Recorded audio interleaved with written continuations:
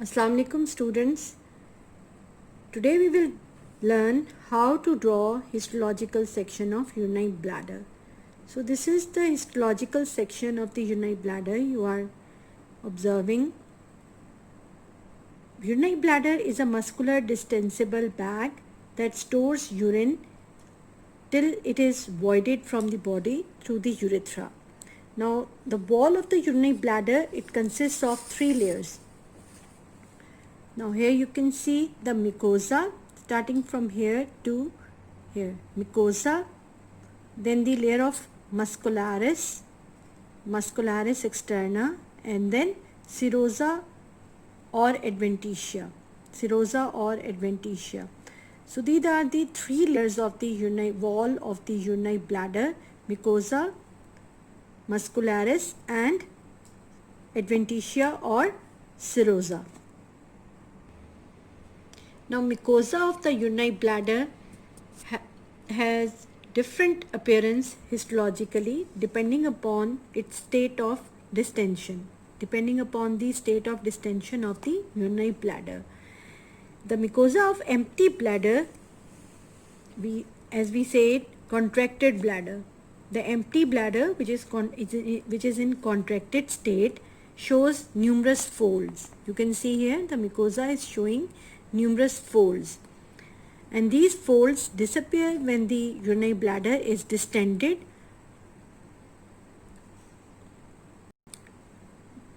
Now the mucosa is lined by transitional epithelium. You can see here, this is the transitional epithelium. Beneath the transitional epithelium lies the lamina propria, which consists of connective tissue, blood vessels, nerves and lymphatics. Then the muscular layer, muscularis externa, and then the serosa or adventitia. The mucosa is lined by transitional epithelium or urothelium. This is also known as urothelium. So here you can see the transitional epithelium. The cells of this epithelium have a remarkable capability to stretch, shift on each other and flatten, thus enabling this epithelium to rearrange its cell layers according to the state of distension of the bladder. We are talking about the empty urinary bladder with mucosa thrown in folds, as you can see here. An epithelium consisting of 6 or more layers. Basal layer is of cuboidal epithelium. You can see here, over which are present several layers of polygonal cells. So these are polygonal cells. The most superficial layer consists of large dome-shaped cells called the umbrella cells. You can see the umbrella cells, dome-shaped large cells. These are known as umbrella cells. Now they can be up to 100 micrometer in diameter. Now electron microscopy reveals that they have extensive intercellular tight junctions in between them, and their plasma lemma of apical surface exhibits asymmetric units called the plaques, between which are present interplaque regions of normal flexible cell membrane. This feature of presence of abundant plaque and intercellular tight junctions allow this epithelium to serve as osmotic barrier, protecting it from the hypertonic urine and preventing the dilution of the stored urine. So this is the often asked, the examiner often asks this question: how the epithelium of the urinary bladder and ureter and urethra, they are protected from the toxic effects of the urine. This is the favorite question of the examiner when you have a slide of ureter or the urinary bladder in the practical exam. The The muscularis of the urinary bladder consists of interlacing bundles of smooth muscle fibers. You can see here the interlacing bundles of smooth muscle fibers, and the distinction into different layers is not possible, and therefore the ill-defined intermingling layers of the smooth muscle in the bladder wall are collectively known as detrusor muscle. Now in the neck of the urinary bladder, the layers are distinguishable, and the smooth muscle fibers make three well defined layers: a thin inner longitudinal layer, and a thick middle circular layer, and thin outer longitudinal layer. Now this contraction of detrusor muscle, it propels the urine through the urethra to the exterior. So here you can see the intermingling fibers of the smooth muscles of the muscularis externa. No distinction into three layers can be seen. Okay, the last layer, adventitia or serosa. Most of the bladder wall, it consists of, it is covered by adventitia of fibroelastic connective tissue. Only the superior surface of the urinary bladder is covered by a serosa formed by the peritoneum covering this surface. So the outer layer is serosa or adventitia. So here we can see the epithelium, the lining mesothelium of the parietal layer of the peritoneum. Now this is the mucosa of the distended urinary bladder. You can see here, as the bladder fills, the mucosal folds, they disappear, and then mucosal folds, they disappear, and the surface, the mucosa is pulled smooth, and the urothelium is thinner. You can see here the layers, they appear less as compared to the layers in the undistended bladder, and the layers of the epithelium, they appear less, and the umbrella cells are flattened into squamous cells. You can see here the umbrella cells are flattened into the squamous cells. Rest of the features are the same. There is only change in the mucosa, that the folds disappear, and the number of epithelial layers, they become less, and the surface cells, Doom cells, they flattened. So this is the diagram showing the luminal surface of the transitional epithelial cells. Here you can see this is the lumen, and this is the luminal surface, that is apical surface of the transitional epithelial cells. The top cells, the dome shaped cells, their apical membrane, and their apical membrane, they show it consists of asymmetric unit membranes in which regions of the outer lipid layer appear ultrastructurally to be twice as thick as the inner leaflet. These regions are composed of lipid rafts, and containing mostly integral membrane proteins called the uroplakins that assemble into paracrystalline array of stiffened plaques 16 nanometer in diameter. The abundant membrane plaques together with the tight junctions allow this epithelium to serve as an osmotic barrier, protecting its cells and the cells of the surrounding tissue from the hypertonic urine and preventing dilution of the stored urine, as I have told you before.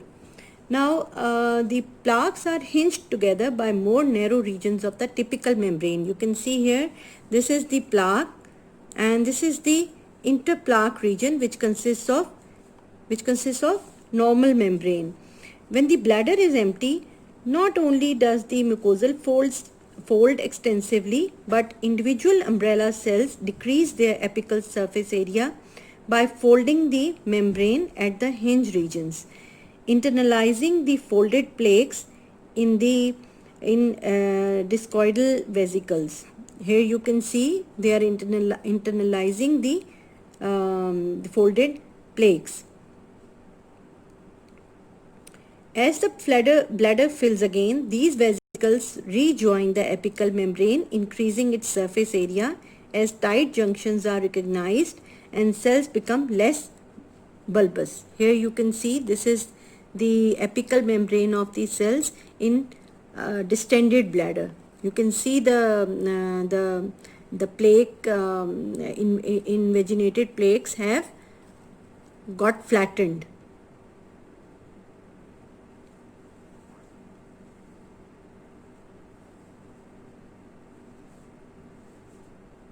Now the thickness of the full bladder's urothelium is half that of the empty bladder, that is 5 to 7 cell layers with 2 to 3 layers, apparently the result of intermediate cells being pushed and pulled laterally to accommodate the increased volume of the urine.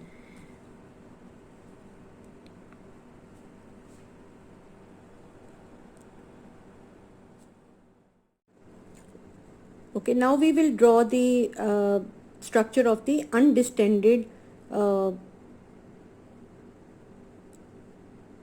section of the undistended urinary bladder. Okay, so in order to draw the undistended urinary bladder, we will draw it mucosa. It's mucosa first, which is thrown into folds. Okay, so with very light hand, you have to draw the outline of the epithelium and the folded mucosa.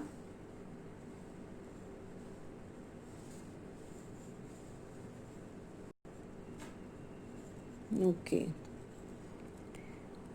then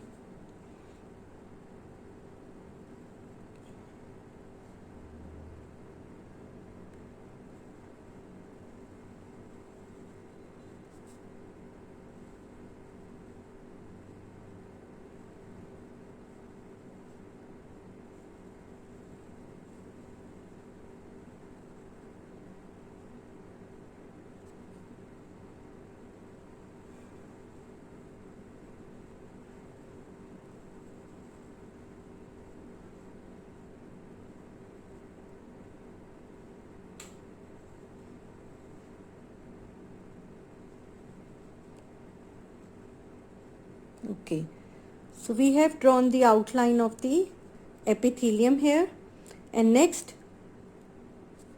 we will draw the outline of the bundles of muscle fibers. So like this we will fill all the bundles of muscle fibers.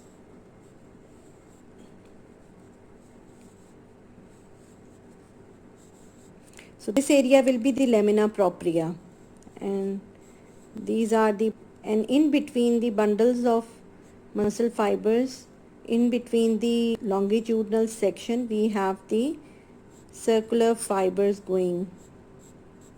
So intermingling of longitudinal and circular fibers.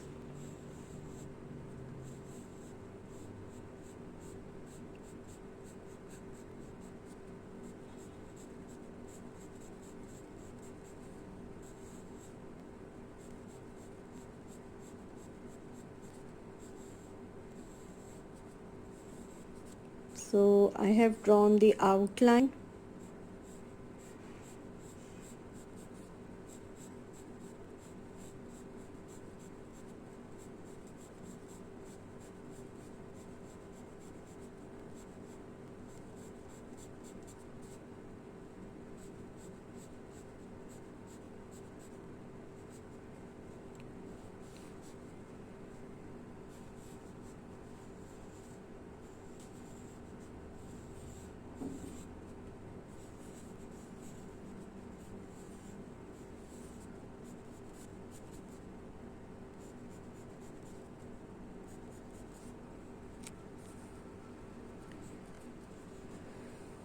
Okay, so here you can see the last line is the serosa or adventitia. Okay, so this is the outline of the section of the urinary bladder. We will draw it. First of all, we will complete the epithelium, and then we will complete the lamina propria, and then the muscles, and then the adventitia or serosal layer. So I will show it to you step by step. Now here you can see I have colored the mucosa a little bit to show its cytoplasm of the cells. Now I will draw the nuclei in it. So basal nuclei are the cuboidal ones.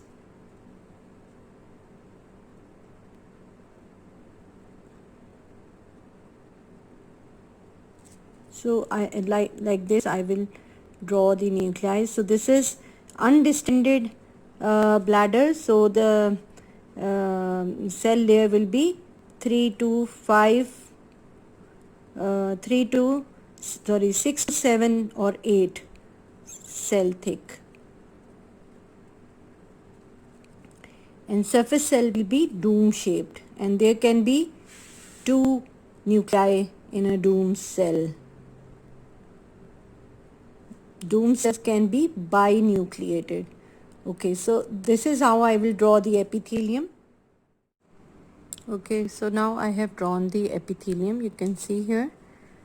Now we will fill in for the lamina propria. First of all, we will make the blood vessels.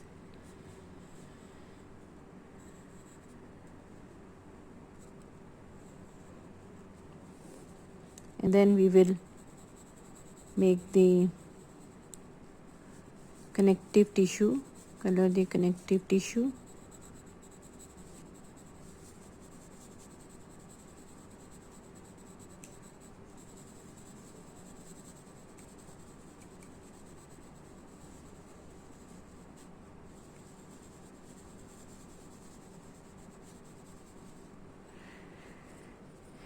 And some nuclei of fibroblast and the other cells in the connective tissue.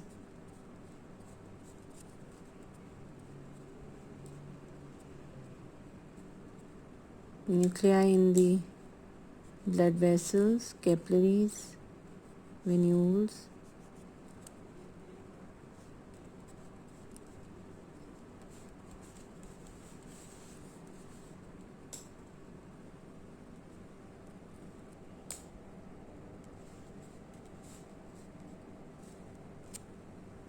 So you can see here. Now we will fill in these the bundles of the muscle fibers, smooth muscle fibers. Okay, now this is how you will draw the intermingling fibers of longitudinal and circular layer. Although it is divided into inner longitudinal, outer circular, middle circular and outer longitudinal, but they are indistinct in layers, intermingled with each other. So I am drawing still, you can see here. This is the mucosa, these are the mucosal folds, this is the lamina propria, and then the layer of the muscularis externa, and then the last we will draw the adventitia.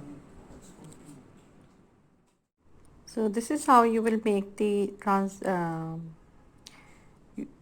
section of the urinary bladder, histological section, and you can see here the mucosa from here to here. The mucosa is folded. Then the muscularis externa, intermingling fibers, longitudinal, circular, and then longitudinal, but they are intermingled. And then the last layer is adventitia. Mostly it's adventitia, but on the superior surface of urinary bladder there is serosa also. So the identification points of the section of urinary bladder is transitional epithelium and intermingling fibers of the muscularis externa.